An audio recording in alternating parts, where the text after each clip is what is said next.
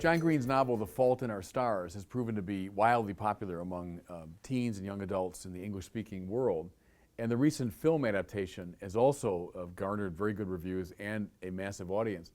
I learned after seeing the film that Green was at one time a divinity school student and actually served as a Christian minister for a time. So he's not reluctant to raise some of the big spiritual questions, though there's nothing like a definitive answer anywhere on offer in the book or movie.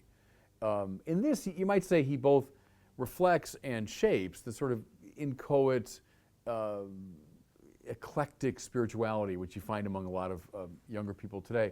But you know what struck me as I watched the movie? I wondered whether his Christian spirituality, almost despite himself, does come through, does assert itself. The main character of the movie and the narrator is a young woman named Hazel Grace Lancaster. She's 16 and she's suffering from a very serious and most likely terminal form of cancer. At her mother's prompting, she goes to a support group at the local Episcopal church that's presided over by this very nerdy but well-meaning youth minister who begins the meeting by rolling out a sort of rug or tapestry of Jesus displaying his Sacred Heart. Then he tells the young people, all of whom are cancer survivors and so on, that they're meeting literally in the heart of Christ. As I say, he's nerdy and they see him as kind of an odd figure, but nevertheless, this imagery of the heart of Jesus presides, you might say, over the whole movie. At one of the meetings, Hazel gets up and she gives voice to her very bleak, even nihilistic philosophy. And I wanted to read to you the exact words of her speech at one of these sessions. There will come a time, she says, when all of us are dead. All of us. There will come a time when there are no human beings remaining to remember that anyone even existed or that our species ever did anything. There was a time before organisms experienced consciousness. There'll be a time after. And if the inevitability of human oblivion worries you, I encourage you to ignore it. God knows that's what everyone else does. So that's what she says to these people around the support group, to which the Christian minister can only respond lamely, well, pretty good advice for everybody. I just thought, as I laughed at that, I thought, can there be any more damning commentary on the poor quality of much Christian ministry in the churches today? But that's maybe video for another time. Well, at a subsequent meeting, again, right on the Sacred Heart of Jesus, Hazel meets this charming, handsome young guy, Augustus Waters, also a cancer survivor. And the two of them fall almost immediately in love. And Gus is great for Hazel because he's very outgoing and he's very inviting and he draws her out of her kind of morose self-absorption into a much more active engagement with life. They both love a novel called Imperial Affliction, written by this author Peter Van Houten, who lives in Amsterdam, and they share a lot of insights about the novel, how much they love it. And then we learned that through a kind of Make-A-Wish Foundation grant, they're given the opportunity to fly, the two of them, to Amsterdam to meet him and to ask him questions about the novel. So off they go to Amsterdam. And just before they meet him, there's a pretty intense conversation. And the great questions come up. These two young kids suffering from terrible cancer. And they raise the question about life, about meaning, life after death, God. And Augustus, Gus they call him, says in a kind of tentative way, but that he believes in God and believes in life after death. Otherwise, he says to Hazel, what's the point? To which she responds, well, what if there is no point? So she's staying with her kind of nihilistic approach to things. Well, the next day they arrive eagerly, with great enthusiasm, at the apartment of their hero, this author. And they come in, and really it's a devastating scene in the film because he could not be more obnoxious, could not be more difficult. It's clear he's a very depressed, alcoholic, morose, negative man. When they ask their questions about the meaning of the novel and what happens afterwards and so on, they're met with an absolutely bleak, there is no meaning, there is no purpose speech. And what's interesting to me is that it effectively mirrors back Hazel's own nihilism to her. She gave the same speech essentially at the support group that Van Houten gives to her. The two kids, of course, are deeply hurt, and they flee the scene after this speech. And they go, it's a curious thing, they're in Amsterdam. They go as tourists to Anne Frank's house. So remember, Anne Frank, of course, the young woman who during the Nazi period hid with her family, and she eventually was found out and she was killed. It was one of these tragic stories, and her diary surfaced after the war and became an international bestseller. So now her house is a tourist attraction. These two kids come to it, and they have to climb to the very top, to the attic where Anne Frank hid. And Hazel is suffering from this terrible cancer which has affected her lungs.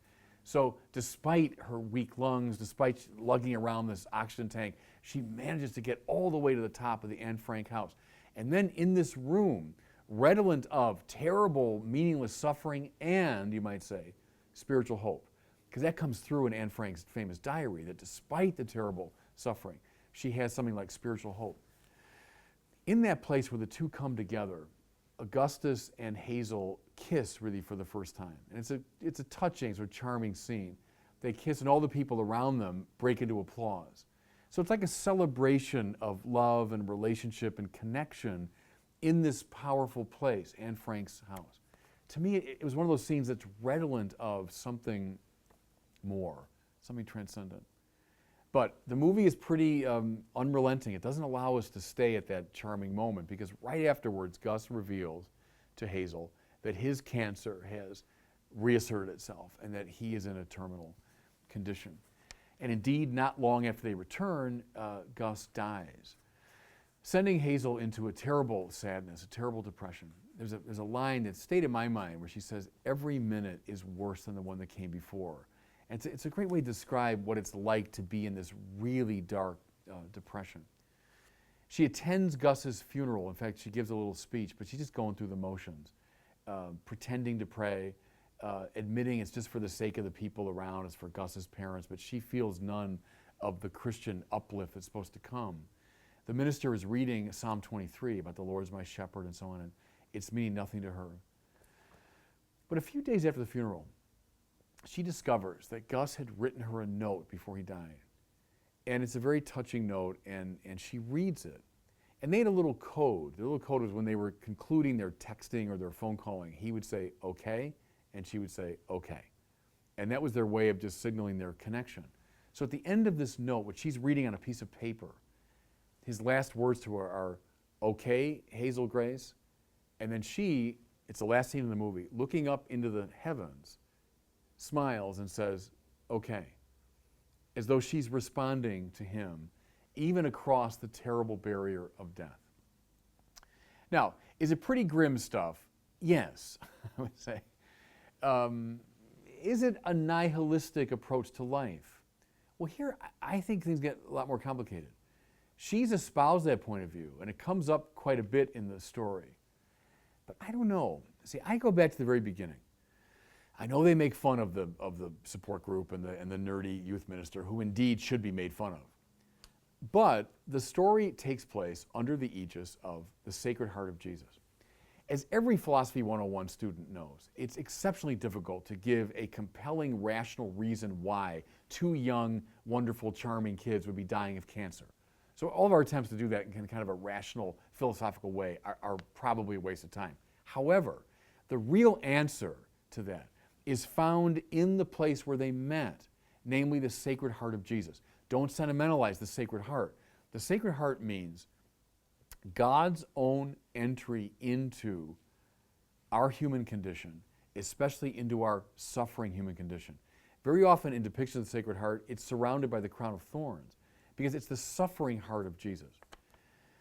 That, if you want, is the deepest answer to the question of why there's suffering in the world. God entered into that suffering and thereby transformed it into a place of springs. See, I think it's interesting that his name is Augustus Waters, so water is a great symbol of life. Her name is Hazel Grace, and he keeps insisting on grace. He calls her Hazel Grace all the time, grace. That grace and water, that grace and life met precisely over the Sacred Heart of Jesus, which is the only place where something like suffering can be not explained, but entered into in a meaningful way. See, that's why I think at the very end, when he says okay through his letter, and then she responds okay, that is at least implicitly a triumph over nihilism and over the speech that she gave. Because she's at least implicitly acknowledging that the love that they have is more powerful than death, which I think is a way to sum up Christianity. The claim that love is more powerful than death. And I think it's at least hinted at the end of the movie. So is this movie a adequate presentation of Christian spirituality and morality? Well, obviously not. But for those, especially young people who are looking, they're questing, they're wondering, not a bad place to start.